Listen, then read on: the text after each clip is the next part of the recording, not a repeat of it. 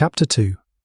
The fracture after the funeral. The rain did not fall. It performed a slow curtain descending over the world, deliberate as grief. At the edge of the memorial hall, black umbrellas opened and closed like wings, and the scent of wet. Chrysanthemums followed each mourner out into the parking lot. Inside, the room pulsed with the strange quiet that comes when people run out of condolences and yet remain unwilling to leave. Eunjung bowed for what felt like the 100th time. The gesture had lost its rhythm. Her spine no longer knew where humility ended and exhaustion began. The air tasted of incense and unspoken words. She straightened and watched the next line of visitors approach. Neighbours from the old apartment complex, one of Mother's friends from the temple, two women she barely remembered from her own wedding. They spoke softly, as if volume might disturb the dead. At the back of the room, a boy of 6, Sujin's youngest, played with the corner of a condolence envelope, folding and refolding it until the paper frayed. His mother caught his wrist gently. "Don't, love,"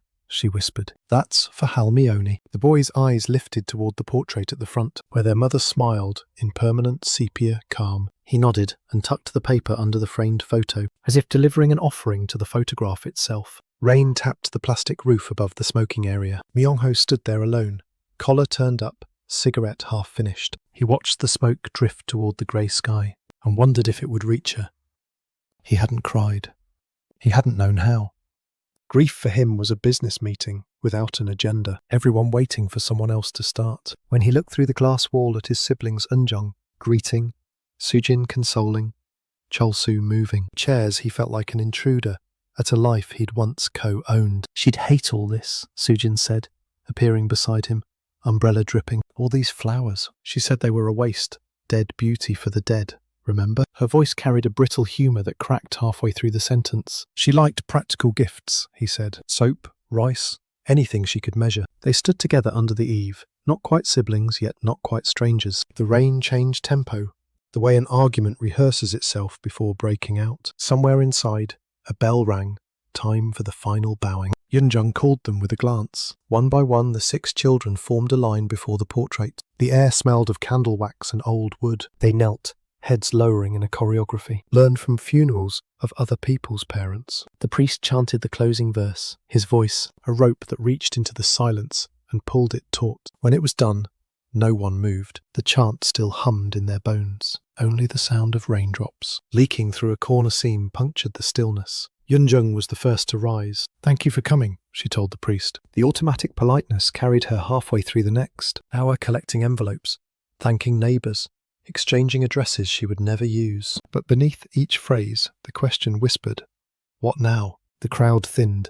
The hall became a landscape of half-empty paper cups and wilting bouquets. At last, it was only family. The door shut with the hollow certainty of a book, closing on an unfinished chapter. "Sit," Eunjung said. Her voice sounded borrowed from someone older. They sat Sujin, Cholsu, Young-hee, Jin-guk, and finally Myung-ho, who hovered before yielding to the nearest chair. The table between them still held the ledger of condolences and a pot of cold barley tea. For a few moments the rain filled the room for them. Then Myung-ho cleared his throat. The sound was small but decisive, like the first crack of ice on a thawing river. "I know this isn't easy," he began, "but we need to talk about the houses." Sujin's head snapped up. "Now?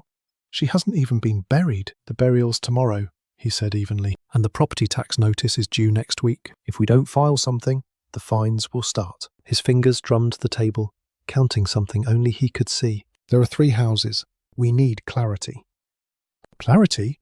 Young-hee repeated, her first word all day. "Is that what you call it?" "I call it responsibility." Eunjung placed a hand on the ledger to still it. "Maybe not tonight," she said quietly. Mother wanted peace, not paperwork. He looked at her, and for a flicker, she saw the boy who had once built snow walls around her, so she could play castle without freezing. But the boy was buried too. "Peace doesn't pay utilities," he said. "Neither does greed," Sujin shot back. The air thickened. Even Cholsu, who usually filled silence with jokes, said nothing. He studied the cup in his hands as though the tea leaves might offer prophecy. Eunjung inhaled. She said before she went that everything should be shared. All together. Those were her words. Myung-ho smiled, a quick slice of disbelief. "And you think that's legally binding? You want to divide property on sentiment?" "On love," Eunjung said, "if you remember what that is." He opened his mouth, but closed it again. The rain answered for him, harder now, as if heaven were stamping its foot. Then the youngest, Cholsu, spoke up. "There's something else," he said. "You all need to hear it." He fished his phone from his pocket and placed it on the table. Mother's voice. "I recorded her that night." Yunjung's breath caught. Myung-ho frowned. "You recorded her?" "She asked me to." He lied. Half lied. Maybe she hadn't asked. Maybe he'd simply known. She'd want to be remembered correctly. He pressed play. The speaker crackled. Then came the soft rasp of oxygen through tubes, the hesitant syllables that would outlive her body. "My children, the houses. Share them together. Love each other. Don't hate."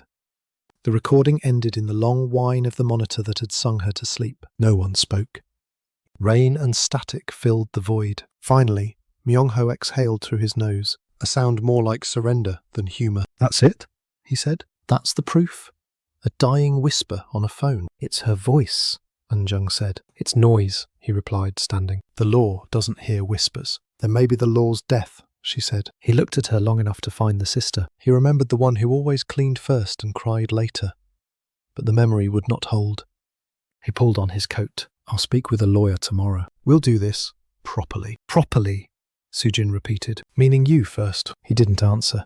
The door opened, letting in a square of cold light that cut across the floor like a blade. Then he was gone, footsteps swallowed by the rain. The others sat in the silence he left behind, listening to it settle. Cholsu reached to stop the recording's replay, but Eunjung caught his wrist. "Let it run," she said. "Maybe she'll say something we missed." So they listened again to the voice that was already turning into memory, to the rasp that might have been a word or a sigh. And in that uncertain sound, each of them heard a different command. The rain had thinned by the time Eunjung stepped out into the parking lot, but the asphalt still shone like a bruise. Cars moved slowly, their headlights dragging pale ribbons of light through the mist. She stood beneath the awning for a while, unwilling to go home yet. The house would be dark, smelling of incense and the slow decay of flowers. She wasn't ready for that kind of silence. She held the umbrella, but didn't open it. The rain touched her face in thin, nervous drops, a soft reminder that the world went on, doing its small work. When she finally walked to the car,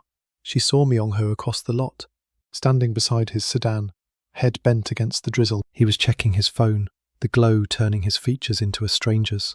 She wanted to call out, "Let's not fight tonight," but pride built walls faster than forgiveness could climb them. He drove off first, his taillights vanishing into the grey. She followed later, keeping her speed just below the limit, as if slowing down could delay whatever was waiting at the other end of the road. In his car, Myung-ho drove without remembering to breathe. The wipers beat time against the windshield, a rhythm that refused to match his thoughts. He had wanted to say more, explain himself maybe, or remind them that he paid the property tax when no one else had. That he'd kept the first house from being seized when their mother fell behind years ago. But in that room, surrounded by flowers that would wilt before morning, his reasons had sounded cheap, like excuses sold at discount. He turned onto the river road. The city skyline wavered through the rain, its towers blinking like indifferent witnesses. He pulled over and switched off the engine. The sudden quiet pressed against his ears, until he could hear the small sounds, his own breath, the ticking of the cooling hood, the faint hiss of rain on the roof. He reached into the glove compartment and took out a folded sheet of paper. It was a photocopy of the property records, the one with his name written in the margin from years ago. Mother had asked him to keep it. "For emergencies," she'd said, smiling, as though that word covered every disaster short of death. He had meant to give it back to her, but then taxes rose, business slowed, and pride told him he was doing the right thing, protecting what she had built. Somewhere between that first rationalization and the night she died, his intentions had hardened into ownership. He pressed the paper to the steering wheel. "You said to take care of it," he murmured. "I'm just doing what you asked." But the words didn't sound convincing, even to himself. He folded the paper and slid it back, hands shaking.